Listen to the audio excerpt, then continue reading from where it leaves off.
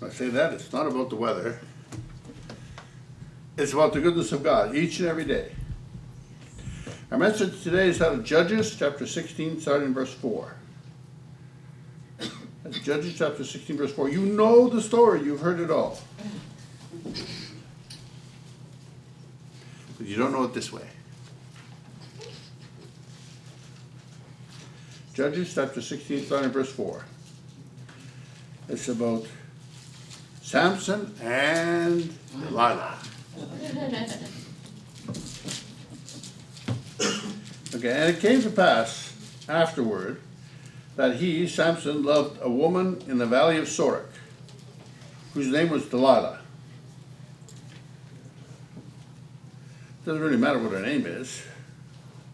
And the lords of the Philistines came up to her, and said unto her, entice him, and see wherein his great strength lieth, and by what means we may prevail against him, that we may bind him to afflict him, and we will give thee every one of us 1,100 pieces of silver. There was at least 9 lords of the Philistines.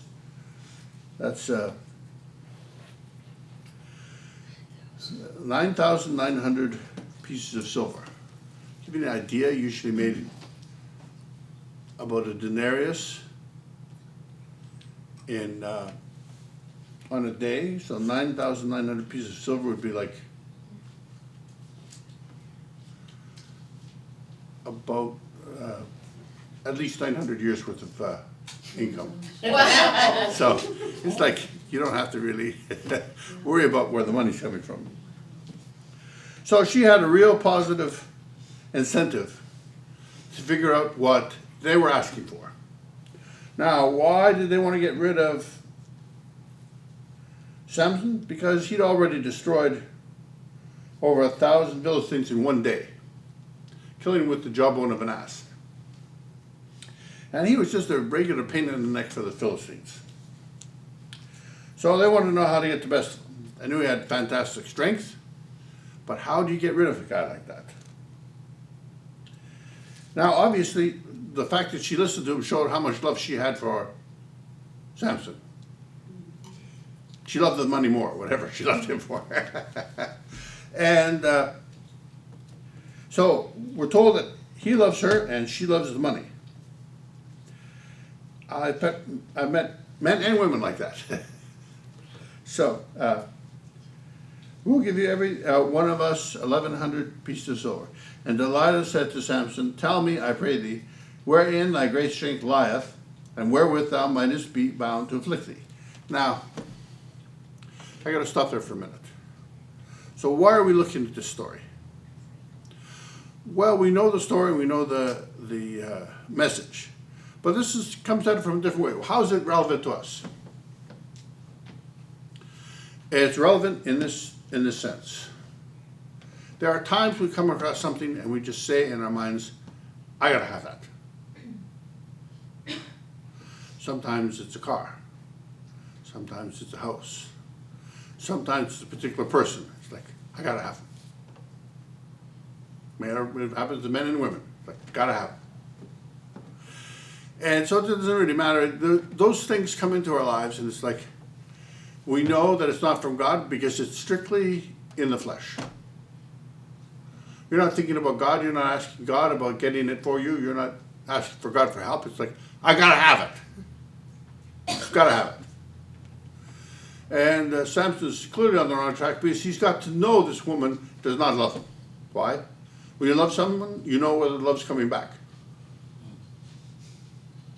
So he's not a fool. He knows he might love this woman, but she's just not loving him the same way. Verse 7, and Samson said unto her, and Delilah said to Samson, verse 6, tell me, I pray thee, wherein thy great strength lieth, and wherewith thou mightest be bound to afflict thee.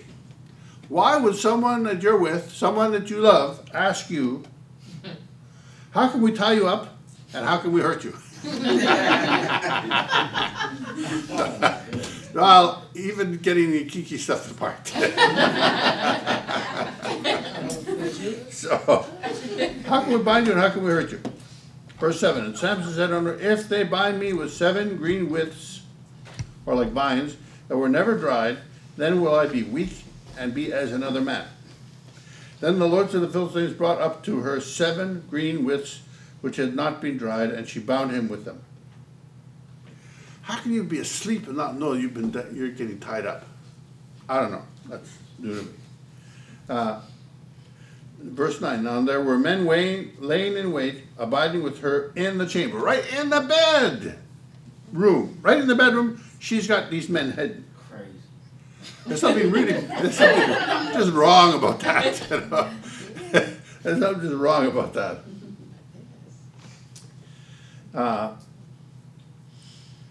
There were men lying in wait, abiding with her in the chamber, and she said to him, the Philistines be upon thee, Samson. And he brake the withs, and as a thread of tow is broken when it toucheth the fire, so that his strength was not known.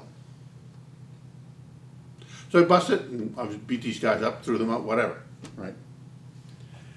Now, this has already happened once. She's proven that she's not interested in this guy. She's proven that it's not about him. And what does he do? Verse 10, and Delilah said unto Samson, behold, thou hast mocked me and told me lies. Now tell me, I pray thee, wherewith thou mightest be bound. Are you nuts? Why are you still with this woman? Why are you this crazy? What is it? She must really be, I don't know. Must really be hot. I don't know what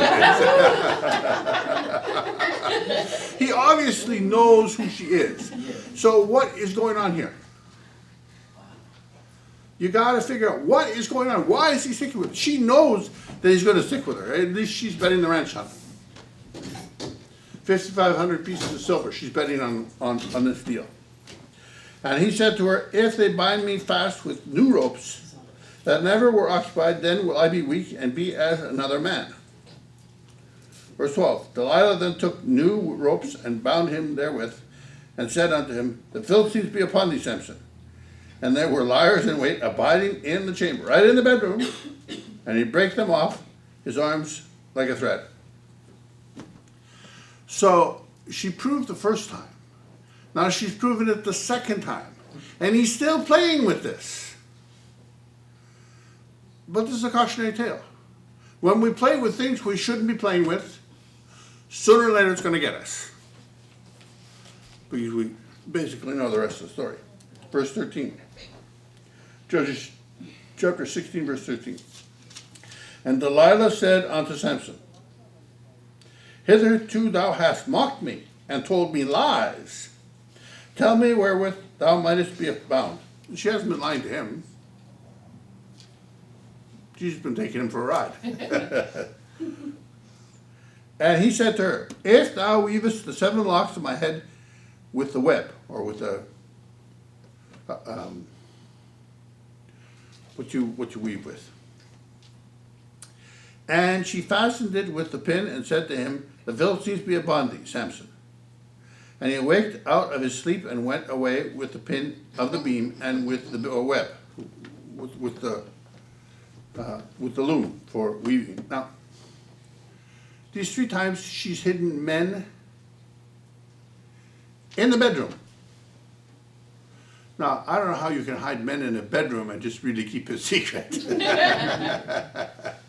And she's proven 3 times she's not interested in him, but she's interested in how to overcome him. And he's not getting the message because he wants what he wants. So what happens? Verse 15. She said to him, how canst thou say, I love thee, when thine heart is not with me? Obviously she's not saying, I love you. Thou hast mocked me these 3 times, and hast not told me wherein thy great strength lieth. And it came to pass, when she pressed him daily with her words, and urged him, so that his soul was vexed unto death. Yes, ladies, you can vex a man unto death. I've seen it, and it is possible. That he told her all his heart, and said unto her. So after the first 3 times, it's like, it's obvious what she's doing, but he's still hanging on, for we don't know why. And she just keeps pressing him every day, nagging at him, every day nagging at him. He said unto her, there hath not come a razor upon mine head, nor have I, for I have been a Nazarite unto God from my mother's womb. See, with Nazarites, when you're raised right from a baby, you never get your hair cut. A man never gets his hair cut, and he never drinks any wine, never drinks anything made from the grape or like dry grapes. Don't eat that. Raisins, can't eat that. Not even the oil from the pits in the grape. I've been a Nazarite unto God from my mother's womb. If I be shaven, then my strength will go from me, and I shall become weak and like any other man. When Delilah saw that she had told her all his heart, she sent and called for the lords of the Philistines, saying, come up this once. It's my payday, for he hath showed me all his heart. Then the lords of the Philistines come up unto her and brought money in their hand. And she made him sleep upon her knees. And she called for a man, and she caused him to shave off the 7 locks of his head. And she began to afflict him, and his strength went from him. Now she knows this time, this is the real deal. And she said, the Philistines be upon thee, Samson. And he awoke out of his sleep and said, I will go as the other times before and shake myself. And he wist not that the Lord was departed from him. Why? Because he just told the secret. He loses. But the Philistines took him and put out his eyes and brought him down to Gaza and bound him with fetters of brass, and he did grind in the prison house. That's they had these grinders for grain, so he was grinding grain. Howbeit the hair of his head began to grow again after he was shaven. So his strength, in other words, his strength was coming back. It's interesting. They caught him, and he lost everything. He lost his strength. He lost his woman. Well, that was probably a good thing. And he lost his eyesight. They put out his eyes, and of course, cut his hair. So that's what happens when we play with things that we're not supposed to play with, and we know it. Sooner or later, it's going to get us. It's going to get our spirits. We're going to lose our faith. And so they put out his eyes. But you see, that was just a manifestation on the outside of what happened to him on the inside. He lost his ability to see in the spirit. And he lost his eyesight in the process. This is really what it's all about. The whole message today is about don't mess with things you shouldn't be messing with. And you know what? We encounter those things and we know it. When we encounter those bad things, we know it. Why? We don't talk to anybody about it. Because we know they're going to tell you, they're going to tell you, leave it alone. But you don't want to leave it alone. You want to play with it. And as soon as you start to play with it, sooner or later you're going to end up like Samson. You're going to lose your spiritual sight. You're going to lose your salvation. You're going to lose everything that has value in your life. Simply because you had something that you weren't supposed to have in the first place. And that is my message for today.